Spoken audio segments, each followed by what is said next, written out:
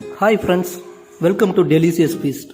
வாங்க, இன்றைக்கி நம்ம என்ன பார்க்க போகிறோன்னா கல்யாண முருங்கை வடை, அதை முள் முருங்கைன்னு சொல்லுவாங்க. தேவையான பொருட்கள்: கல்யாண முருங்கை இலை ஒரு 10 இலை முத்தலாக இருந்துச்சுன்னா இந்த மாதிரி பார்த்தீங்கன்னா பின்னாடி அந்த நரம்பை விட்டுட்டு இலையை மட்டும் தனியாக எடுத்துக்கலாங்க. அது மாதிரி பாருங்கள், எடுத்து வச்சுட்டோம். அடுத்து அரிசி பார்த்திங்கன்னா 1 டம்ளர் ஊற வச்சு எடுத்துட்டுங்க. பச்சரிசியும் போட்டுக்கலாம், புழுங்கல் அரிசியும் போட்டுக்கலாங்க. சீரகம் 1 ஸ்பூனு, மிளகு 1 ஸ்பூனு, தூளுப்பு தேவையான அளவு. இந்த டிஷ்ஷுக்கு ஒரு பொடி ஒன்று ரெடி பண்ண போகிறோம். பொட்டுக்கடலை 3 ஸ்பூன், வரமிளகா 2 நம்பர், பூண்டு ஒரு 5 பல். வீடியோவை ஸ்கிப் பண்ணாமல் பாருங்கள். நம்ம சேனலில் ஃபஸ்ட் டைம் பார்க்குறவங்களா இருந்தால் லைக் பண்ணுங்கள், சப்ஸ்கிரைப் பண்ணுங்கள், பெல் பட்டனை கிளிக் பண்ணுங்கள். அப்போ தான் நம்ம போடுற வீடியோ நோட்டிஃபிகேஷனாக வருங்க. வாங்க, இதை எப்படி ரெடி பண்ணுறதுன்னு பார்க்கலாம். அரிசி பார்த்திங்கன்னா இந்த மாதிரி சுத்தம் பண்ணி எடுத்துக்கிட்டோம். நாங்கள் 1 டம்ளர் போட்டதுனால மிக்சியில் யூஸ் பண்ணி அரைச்சிக்கிறோம். நீங்கள் அதிகமாக போடுறவங்க கிரைண்டர் யூஸ் பண்ணி அரைச்சிக்கோங்க. நம்ம கட் பண்ணி வச்சுருக்கிற தலையையும் இதை மிக்சி ஜாரில் மாற்றிக்கலாங்க. நம்ம சீரகம் மிளகு அது கூட போட்டுக்கலாங்க. சிறிதளவு தண்ணி சேர்த்து அரைச்சிக்கலாங்க. பாருங்கள், இந்த மாதிரி 1-2 அரைச்சாச்சு. இப்போ நம்ம அது கூட நம்ம ஊற வச்சுருக்கிற அரிசியை சேர்த்துக்கலாங்க. இதில் பார்த்திங்கன்னா ரொம்ப தண்ணியெலாம் விடக்கூடாது. தண்ணியே விடாமல் முடிஞ்ச அளவுக்கு எந்த அளவுக்கு கெட்டியாக அரைக்க முடியுமோ அந்தளவுக்கு அரைச்சிக்கலாங்க.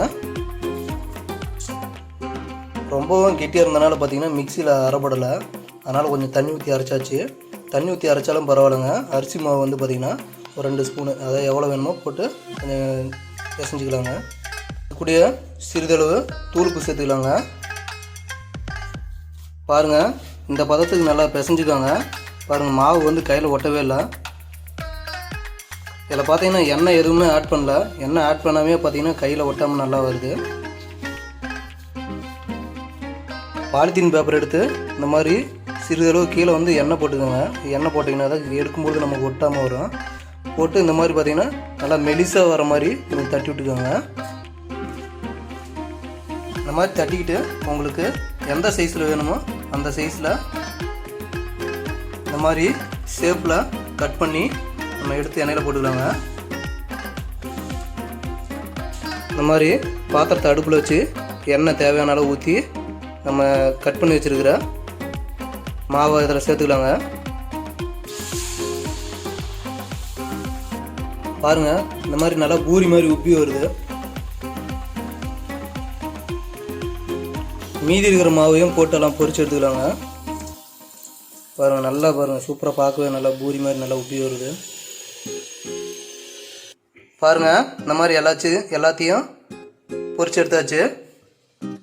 கல்யாண முருங்கை அப்படின்னாவே கணக்கில்லாத பலனை தருன்னு சொல்லுவாங்க. கன்னி பெண்ணுங்க இருக்கிற வீட்டில் கல்யாண முருங்கை இருக்கணும்னு ஒரு பழமொழி இருக்குது. கர்ப்பப்பையில் இருக்கக்கூடிய கோளாறுகளை சரி செய்யுதுங்க, ரத்த சோகையை சரியாக்குதுங்க. அடுத்து பார்த்திங்கன்னா குடல் புழுக்கள் கோலையை வந்து அகற்றுதுங்க. இதுக்கு பார்த்திங்கன்னா ஒரு பொடி ஒன்று ரெடி பண்ண போகிறோம். அதுக்கு தேவையானது பார்த்திங்கன்னா நம்ம ஆல்ரெடி எடுத்து வச்சுருக்க பொட்டுக்கடலை, பூண்டு, வரமிளகா. இதை மிக்சி ஜாருக்கு மாற்றி பவுடர் அடைச்சிக்கலாங்க. இது கூட தேவையான அளவு தூளுப்பு சேர்த்துக்கலாங்க.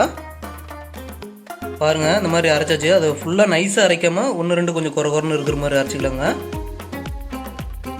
இந்த தூளை மேலாப்பழத்தை போட்டு பசங்களுக்கு கொடுக்குறாங்க. ஹெல்த்தியான நல்ல ரெசிபிங்க. இது வந்து பார்த்திங்கன்னா மதுரைக்கு ஃபேமஸானதுங்க. இது பார்த்திங்கன்னா மேலே நல்லா கிறிஸ்பியாகவும் ஃபுல்லாக பார்த்திங்கன்னா நல்லா சாஃப்டாகவும் இருக்குங்க. ஹெல்த்தியாக இருக்கிறத பார்த்திங்கன்னா மோஸ்ட்லி அதிகம் யாரும் எடுத்துக்க மாட்டாங்க. இந்த மாதிரி செஞ்சு கொடுங்க. குழந்தைங்கள்லேருந்து எல்லாருமே வந்து நல்லா சாப்பிட்லாங்க. தேங்க்யூ ஃப்ரெண்ட்ஸ், அடுத்த வீடியோவில் பார்க்கலாங்க.